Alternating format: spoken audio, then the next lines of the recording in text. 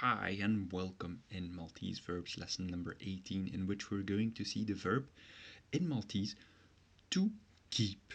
So when you want to use the verb to keep in the imperative, you say zom in the single and zommu in the plural.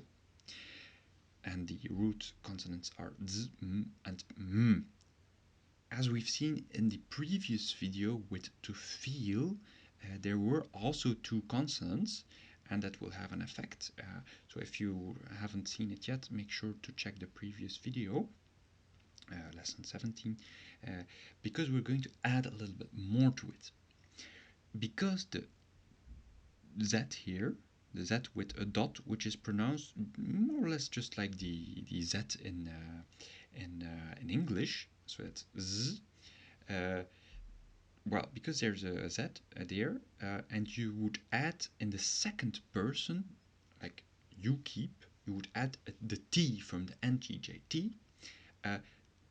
It's kind of the same sound, it's not really Z, it doesn't change too much to the sound. So at some point, the Maltese, when they started speaking, they decided, okay, there's no T, there's no T, so let's make it a double Z instead of TZ, because well, it sounds a little silly, Tz, well, why would you put a T there in front of it? So that's some in the second person. For the rest, as we've seen in the previous video, well, it's just a normal verb, so that's nzom, zom, izom, zom. She keeps.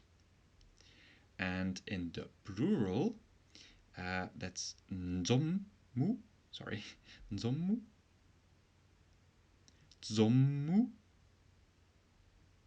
izommu. Maybe one last point here about the Z. Without a dot, it's pronounced ts, so ts, ts. And the Z with a dot, that's z.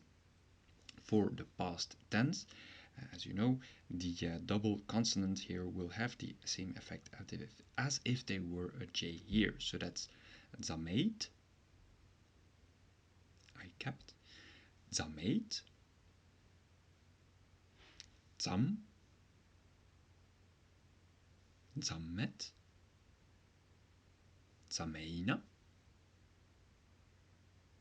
zameitu, zamau.